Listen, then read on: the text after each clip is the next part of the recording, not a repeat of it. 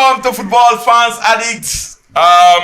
Okay, so the first thing we're going to talk about, I think, is going to be Manchester United. Of course. They had a very, very wonderful game against Man City. Won that game comfortably well. It was a good outing for you guys. Huh? Dominated the game. Yeah. From minute 1 to minute 90. You know, as your mouth is sweet as you can talk from minute 1 to minute 90. See, Guardiola was outcoached. Now, why people don't go on remember they succeed with this? He was outcoached. He was muzzled. Oh, forget that. It's good to get here. So that your tactics go fit the remain. But you don't come out.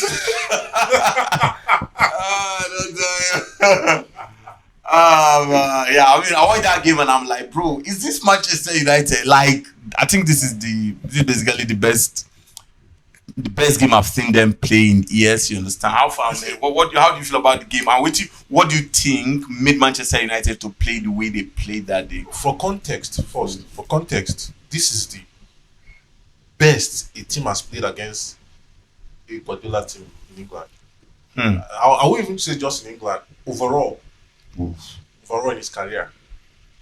Like, this is the first match that the Guardiola team is able to create to play a shot on target. The only shot they got on target was the header that Samuel Lamens cleared. Wow. They had an expected goal of 0.45. Mad. Why did you get that? I want him to see now. They sack. Una be twins anyway. They sack manager. Una win. Them to they win. And you can't just say they win 2-0. I can't still win 2-0. I swear. I won against my Man City team. You are beating Brentford and you are making noise. Please, let's hear something. Okay, let's go. Have you won Brentford this season? To go back to the game proper. Have you won Brentford this season? I'm asking you a question. You see the I want the person that is. Have you won Brentford this season? I don't do well against small teams. I'm sorry, I don't do well against big team. Oh, that's why I beat you. I think the idea of a big team. Well, anyways, away from that, the game was everything a Manchester United game is supposed to be all about. The game embodies Manchester United DNA. So we know when we talk about DNA, those people that started supporting the club maybe under Mourinho, some Mourinho brought some people to the club. Under the second coming of Ronaldo, he brought some wheat to the club. So those one will come and tell you what is Manchester United DNA. They don't really understand what the club is all about. Like I said, I think I said it in one of the episodes of the podcast that there are only a few clubs with DNAs like that of Manchester United. In England, it's just Manchester United. In Spain, it's just Barca. Then talk about Bayern Munich of Germany. No other club have that kind of DNA. The top 5 league anyway. I don't know about smaller ones. What DNA are you talking about now? The DNA, when I talk about DNA, is about what the club is all about. The style of play. What their ethos is. For us, it's about our motto used to be courage, respect, success. Or something there. But yes, courage. I think that's maybe leadership or something like that. Yeah. Success. Before this, just came and changed it. So you have to play the right kind of football. You have to blend in the youth. That alone is embedded in our culture, not just from Sir Alex Ferguson, from the days of Sir Matt Busby. Not just in the days of Sir Alex Ferguson didn't bring that culture. It came before him. Sir Matt Busby, yeah. It came before him. So, but Sir Alex Ferguson continued in that culture. So you don't bring him a terrorist from Portugal, and he comes and he tells you that you don't have a good academy. Our academy, they are not ready. And you just they are too entitled. They are entitled. Imagine fighting. You're a first team coach. You're fighting with academic players, even the ones unknown. Comes and tells you these guys are not good, and you just believe him. You're Manchester United and you just believe him, and you say, what is DNA? No, you can't succeed outside of your DNA. As a human being, we are all made up of DNAs. It's what makes you you. That's why we can't play a different style of football. We don't play possession football. Anybody that comes and tells you Manchester United, you want to change Manchester United style of football to possession football, it's never going to work. Barcelona doesn't play counter-attacking football. They don't play gidigbo. They play possession football. They play possession football. Bayern Munich have their own style of play. That's why I knew Thomas Tuchel is never going to work. Yeah. Even before they appointed, I knew it wasn't going to work, and it didn't last for up to a season. So even before Mourinho came to Manchester United, Mourinho is not going to work. We have a different brand of football. It's not a coincidence that the only managers that have been able to at least saw progress on the league when he was here was the person that embodied what the club is all about, which is the person of Ole Gunnar Solskjaer. Do you understand?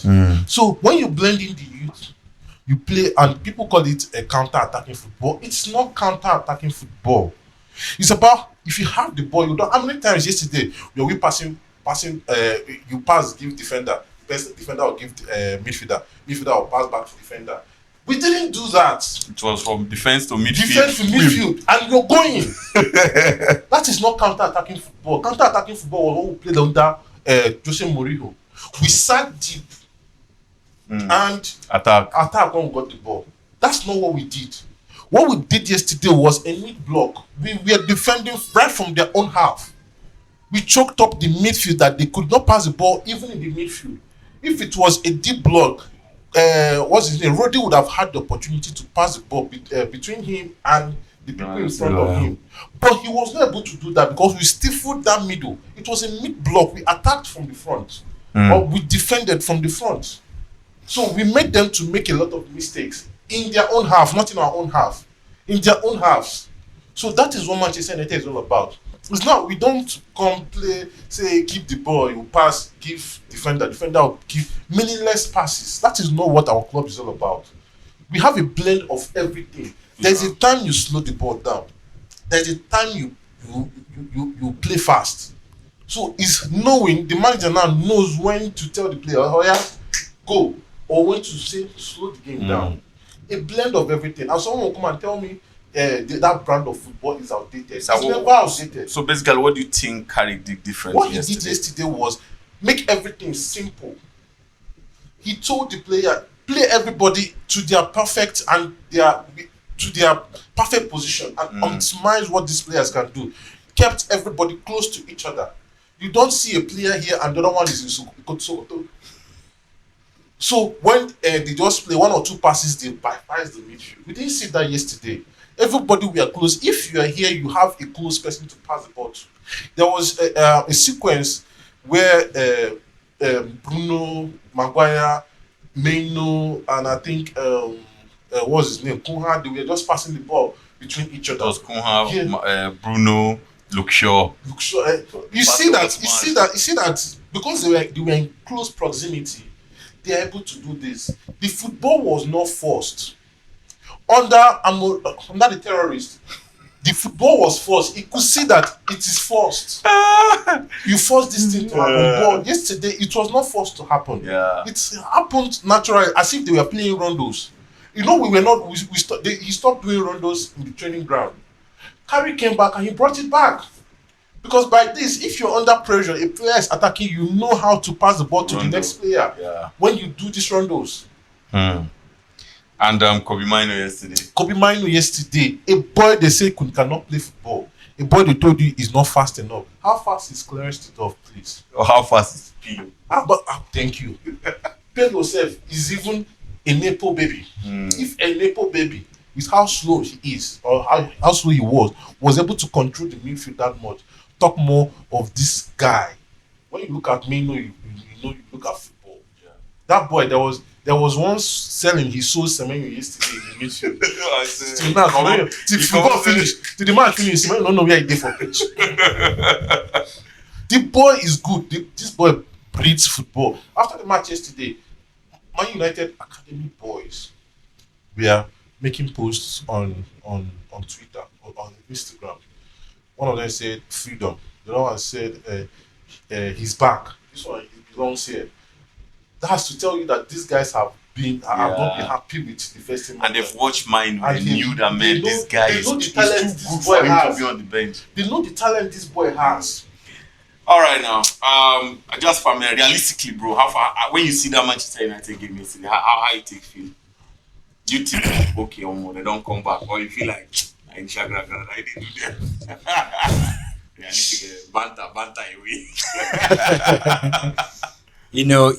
See me, I dey live for the banter actually, but let's just be real. Actually, in this game yesterday, I said it yesterday. I think either during the interview or during when the game was going on that as a Chelsea fan, and Man U be one of the club I hate so much in my life with passion. Like I'm so ashamed, to say that Man U played very very fantastic football yesterday. Yeah. I will not lie to you because I watched the game yesterday. I was like, what is wrong with Pep Guardiola? Like, what is wrong with Pep Guardiola? Like, from the first minute of the game to the last minute of the game. Like, I don't know what came over Man U players. I don't know what came over Man U team actually yesterday. I don't know if because they are playing to secure their position, they are playing to impress the coach, they are playing to kind of to make sure that they don't go on the bench, they are playing to be in the first team. I don't know what happened to them yesterday. But that performance I watched yesterday, please, I beg Man U, carry this performance against Chelsea. Against Chelsea, thank you. Sorry, slip of tongue. Carry this kind of performance against Arsenal. See, I think in my whole life, maybe after I watch the first half of the game, I will know if I'm to support Man U that day for the first time in my life or not. Yeah, I guess But anything that will make Arsenal to win this league, I will support it. Actually, I don't care. Anything that will make Arsenal not to win Premier League, I'm going to whatever forces, even for people to join force with my greatest enemy. No one will go tear apart together as long as Arsenal does not win that league. So, but yesterday's game was outstanding. Like, I don't know from the defense, the coordination from the defense. Like, you saw Martinez. I don't know what I like. His football is one of a kind. I'm telling you. Like, he play football like he's an Argentina player. Yeah. That's what they are known for. Yeah. That brutality, that energy. Like they run from the first one to the last minute. You don't see them tire. Like they give you, like, I don't know, even since he came back from injury, even during Admore, before they sack Admore, when he came back from injury, he has been an outstanding player for the team. Yeah. So, and you watch I don't know, I would say that you see that selection, you see that formation Man U used yesterday against Manchester. I hope injury, in fact, a Premier injury come actually, because I wouldn't want you guys to finish ahead of us in the league, because I think that's Man U's best formation lineup so far this season. You are seeing the pairing of Casemiro and Manu in the midfield. You are seeing Maguire, you are seeing Luke Shaw, you are seeing Martinez.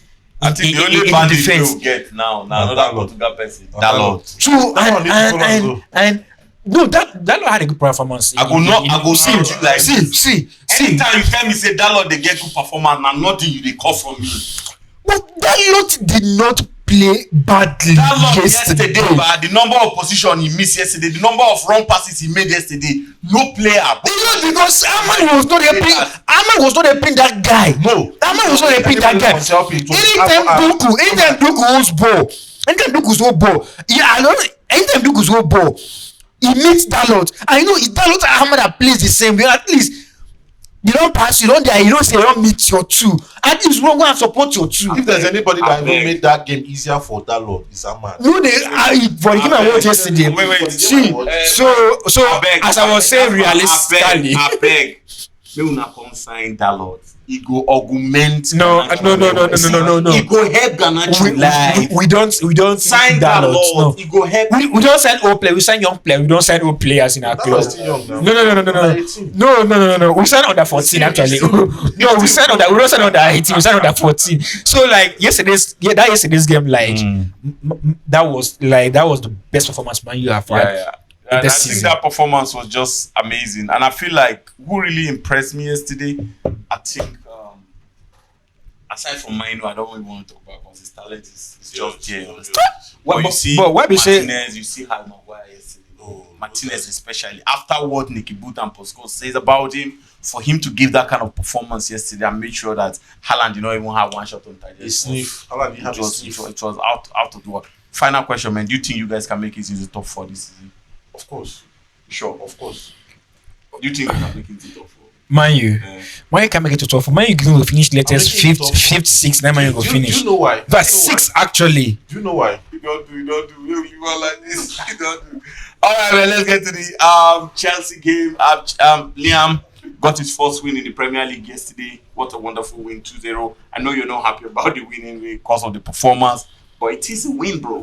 It is a win. A win is a win no matter what. Imagine if you did not win yesterday, Manchester United will top you with 4 points. So a win is a win. You're just 1 point away from Manchester United. How do you see that win yesterday?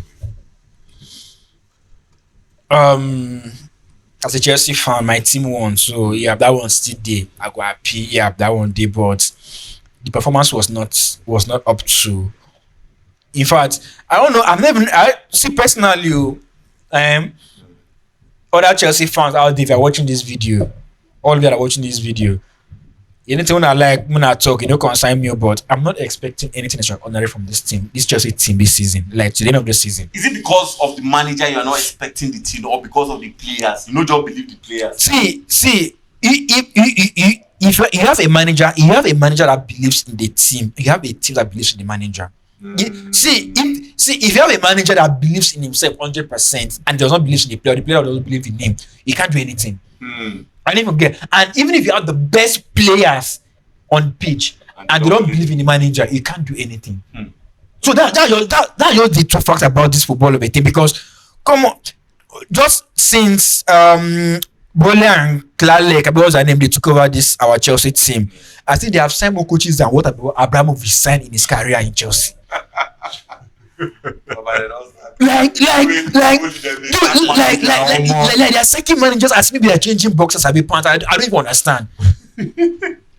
At least Abramovich, you know, say you Abramovich with the sack players, with the sack coaches, so and before you go sack coach, you go say like, oh my, this coach, it don't make sense. You don't need like, you know, and every coach we sign that period during Abramovich, they must deliver. If they are giving you 3 years, I think really 3 are giving us like 1 or 2, 3 trophies before you go.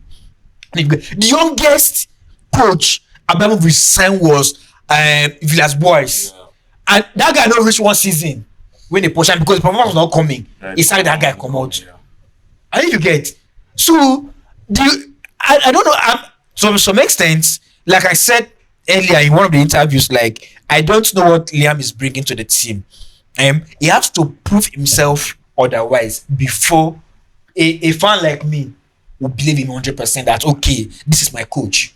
But right now, see, I don't have any belief in Liam. What he has to do. We won the game yesterday, quite all right, but there were a lot of lapses in the team.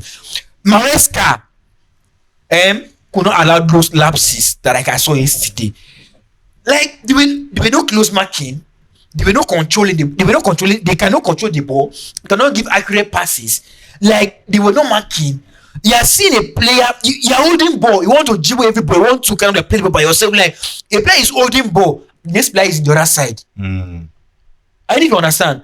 I think so. Maybe even as bad as Maresca, you know, see, Maresca was a good coach. I'll not lie to you. The only fault Maresca was this rotation week in, week out, which we got to understand that it was even the management that caused this thing. If not, Maresca football and everything was perfectly okay. And this guy now has come now. It's not different. He's a yes coach. But it's anything that I watched his interview a few days ago. He said that during the Arsenal game when the owners and the board, the management, they went to the dressing room to go and see the players and everything. He said that he welcomed them. That they are free to come. That they are free to come and talk to the players. That it's a way of encouragement and motivation. I said, like, who does that? He said that when he was in Strasbourg, that at every matches they play, whether home game or away game, the management always come to the dressing room to come and talk to the players. Which doesn't make sense. It doesn't make sense. So you are saying that this coach is a yes coach. Whatever the management tells him to do, that's what he's going to do. So that's why practically we won the game yesterday, but I didn't see any good performance in that game yesterday among the Chelsea team. Yeah. There was no good performance. There was no ball. To be candid, I think I watched that Chelsea game yesterday, and in as much as I've not seen any quality technical analysis or technical play, from Liam, I also feel like some players are not just it. You understand? I watch Kupama yesterday. I'm like, It was come you on. understand? I watch what's his name? Even Hernandez. And you know the annoying part. They gave Enzo Fernandez the man of the match. Yeah, I saw that. Like, wow. Manchester. I'm like, how? How did he? How managed you? When Sanchez was there, I'm telling you. when Chalba was there, we are giving I said it. man of the match to Enzo Fernandez. In one of the episodes on this list, now Chelsea have the highest number of average players when it comes to top 6. No, this is not. No. I think some extent I will agree with you some extent on that. You think 1 billion is not well spent? No, some extent. Some extent. See, it's one thing for you to have average players in your team, and it's another thing for the manager or the management to give them that kind of discipline that makes them top players. Exceptional. I need to get Yes. watch all that. Brentford that are playing everything they are playing. You see their players giving all their best. Before that game yesterday, Brentford have gone off about 5 matches without a lose yesterday. Before we played them yesterday. Yeah, you talk about Aston Villa, they are competing for the league with Arsenal, with Manchester currently now. I don't know, full of average players. Yeah, but look at the management, look at the coach. I think when you have a very good coach, when you have a very good coach, you can turn to world class, and that's what you are lacking in our club. We need Mourinho of 2004. I be when say we need that kind of player. We need the Conte. Well, my point is there was a system Chelsea implemented that was winning them trophies. That was under Abramovich. They get the best players. I'm not be lying. They get the best coaches. So it gave them trophies. Even when the coach is not performing, they sack, bring another coach. But they were getting the best players. The best of coaches why the managers they were bringing be able to perform with those players. But now they've deviated from that. Maybe because they're under a new ownership now. They sign potentials. I think they are more on now like a business club. That was what, because even one of the corners said it actually. Because now they sign these young players, they are not yet in a big class. They are still average, raw. Still the likes of Esteval. I don't even know why they signed Pedro. In the first place. Now look at that Chelsea front three.